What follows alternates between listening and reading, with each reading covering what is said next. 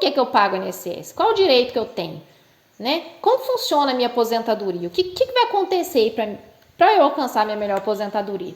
Então é assim que a gente enxerga, né, a aposentadoria das pessoas aqui pela Sagaesprev. A gente consegue entender o melhor regramento. Dentre as regras, né, são 6 regras de transição, mas tem seus desmembramentos, tem dos professores, tem os casos especiais para agentes nocivos, tem a conversão especial para agentes nocivos, tem das pessoas que possuem deficiência por idade, por tempo de contribuição, tem conversão de pessoa que tem deficiência, tem os trabalhadores rurais, então uma diversificação. Tanto é que eu tenho um vídeo aqui no meu canal, depois vocês procurem, eu vou ver se eu deixo aqui embaixo também. Chama 17 aposentadorias, para quem contribuiu antes de 94. Vocês vão ver, porque eu deixo assim, de forma minuciosa, as ramificações, sabe? Tem aqui as 6 regras de transição, mas ramifica, porque são vários tipos aqui de pessoas que recolhem seu INSS. Então, qual vai ser esse regramento? Qual que é o melhor benefício para você? Né? Qual que é a melhor regra, o melhor valor financeiro aqui para você de aposentadoria? Quando que você vai alcançar essa aposentadoria? Né? Qual data exata? O que você tem que fazer até lá? Com quanto você tem que contribuir? Quanto você vai tirar do seu bolso todo mês? Qual vai ser o seu investimento total? Né? Tem pessoas que acham que vão investir pelo resto da vida. Não é, às vezes pode parar ali no meio do caminho, depois fazer só uma manutenção, um ajuste anual, né? Tem pessoas que não sabem a sua melhor aposentadoria, nem sabe que pode aumentar o valor e fica contribuindo a vida inteira com salário mínimo, assim como tem gente que paga o máximo sem precisar. Então, nesse estudo a gente consegue ajustar aí suas contribuições e você vai ter a visão, né, de quanto que você vai conseguir de aposentadoria, quando e qual regramento. Você já vai ali com a visão, né? Fala que a luz no fim do túnel. Então, é por isso que eu trouxe o caso real aqui, né, do nosso cliente. Ele chegou aqui procurando, né, falando, olha só o caso dele, como que é importante, se você está nessa situação, presta muita atenção que eu vou falar aqui agora. Larga tudo que você está fazendo e presta atenção, olha só. Esse cliente já me acompanhava um tempo aqui no canal, e ele começou a fazer pesquisas sobre aposentadoria. Ele falou comigo que nunca se preocupou com a aposentadoria dele, ele nunca teve essa preocupação não, mas ele começou a fazer essas pesquisas, porque hoje ele é empresário, né, já trabalhou de carteira assinada, enfim, já contribui por conta própria, uma vida contributiva, todo mundo tem isso. Só que agora, no momento, ele tem uma empresa, e ele estava recolhendo assim, bem próximo ao teto previdenciário nesses últimos meses, e ele relatou para mim que estava com muita pressa, sabe? Já tá cansado e falou assim, não, agora é minha vez de pegar a aposentadoria no INSS. A gente deu risada, né? Eu paguei, agora eu quero de volta. E eu falei, você tá certíssimo. E ele deixou muito claro pra mim que a melhor aposentadoria pra ele era a mais rápida. Eu sempre falo isso. Qual que é a sua melhor aposentadoria?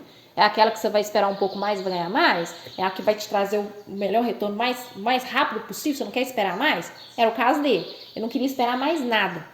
Tanto é que ele fez, né? Aí eu chamei a atenção dele. E foi lá no simulador do INSS, olhou o simulador, começou a olhar o simulador, olha só, gente. E o simulador apontou um determinado valor para ele. E uma regra, disponibilizou a regra para ele. Aí ele foi lá, com base no simulador, e pediu sua aposentadoria. Olha só, gente, isso foi em dezembro. Foi em novembro que pediu? Foi em novembro que pediu. Quando foi em dezembro que ele foi baixar o simulador de novo, o simulador baixou os valores. Então ele tava no simulador estava apontando 5.300 alguma coisa. E depois que ele pediu a aposentadoria, ele foi baixar o simulador de novo, né, o arquivo, e apontou 3.000 e pouquinho. Ele ficou doido, você imagina a cabeça da pessoa. Pediu aposentadoria acreditando que ia receber 5.000 e do nada abaixo para 3.000. E o INSS pediu para enviar a documentação, e tem até essa semana para enviar o restante da documentação para eles. E ele ficou com aquilo na cabeça, meu Deus do céu, será que eu fiz besteira? Será que eu escolhi a regra errada? Será que o valor está errado? O que está acontecendo? E eu fui investigar, né? Então, lá no método PEA, eu analisei todas as regras, analisei a questão do CNIS, a documentação original, porque eu não confio no CNIS, né? Que ele pode estar errado. Peguei todas as carteiras de trabalho dele, né? Analisei tudo. E, no fim, eu descobri que a regra de transição por tempo e idade mínima realmente é um regramento ótimo para ele que está com essa visão de querer se aposentar mais rápido. Então, vocês podem ver no gráfico ó, que ele vai se aposentar com R$ 5.450, né? Na regra de transição por tempo de contribuição, idade mínima progressiva. Isso aqui é muito raro de acontecer, gente, porque geralmente fica por idade. Então, eu falo que esse regramento de tempo e idade mínima, ele meio que anda para a para com a regra de transição por idade.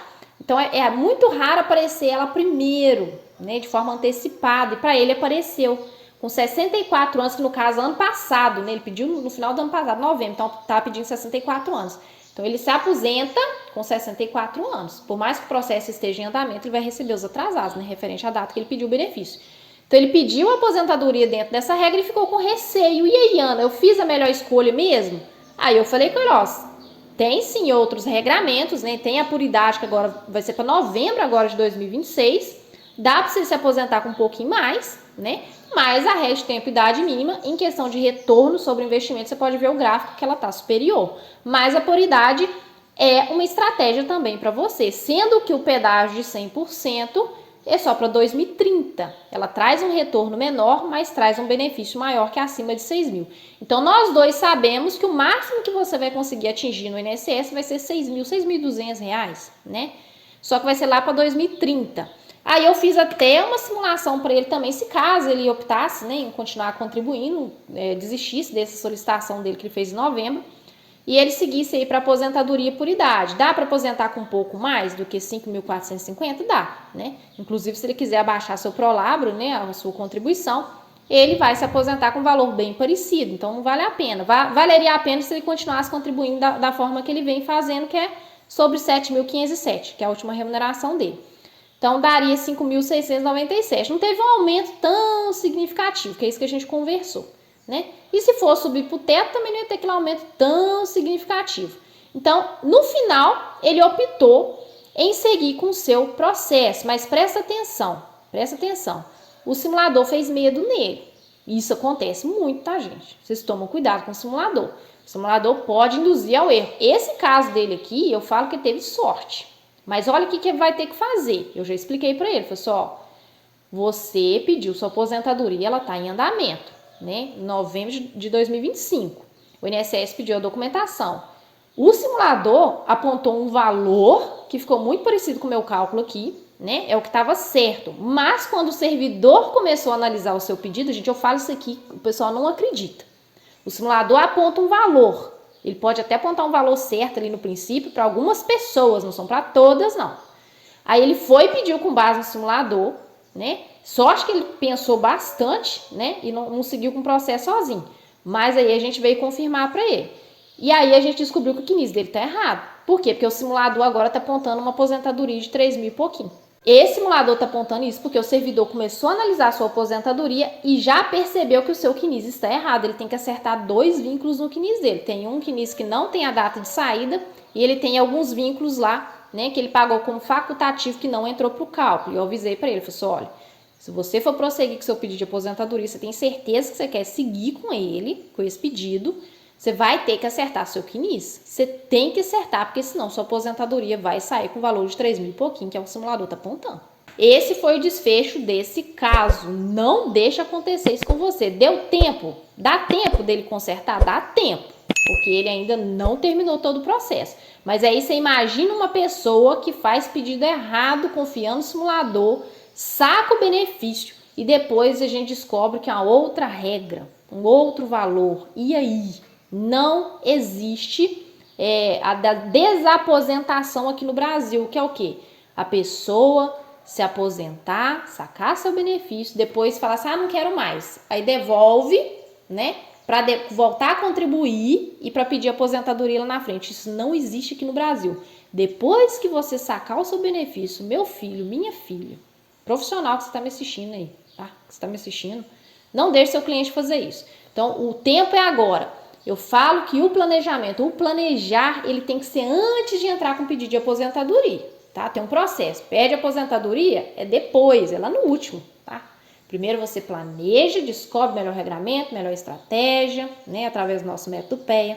Depois acerta seu CNIS, se tiver coisa errada, tem que acertar o CNIS para depois pedir aposentadoria, né? Tem esses 3 passos. Se você pular um desses passos, é bem impossível que vai dar alguma coisa de errado aí na sua aposentadoria. É por isso que eu tô aqui, tá, gente? Não é para assustar vocês, não. É para alertar, mostrar seus direitos e também seus deveres, né? Agora me conta aqui, vocês gostaram dessa aula? Gostaram dessas informações? Fez sentido para vocês o que eu falei, né, sobre a regra de transição por tempo e idade mínima? Me conta aqui nos comentários. Se você assistiu até o final, né? Eu sou de Minas Gerais, me conta aqui de onde você está falando, qual que é o estado, né? Às vezes tem gente de fora, qual país que você está residindo hoje, né? Se você é um profissional, me conta aqui se é contador, advogado, me acompanha há quanto tempo? Vamos conversar, gente. Eu gosto demais, eu vejo os comentários aqui, eu sempre estou de olho. Às vezes eu não consigo responder todo mundo, mas eu respondo que eu sei que eu respondendo um eu já consigo ajudar outras pessoas. Então é isso, eu fico por aqui.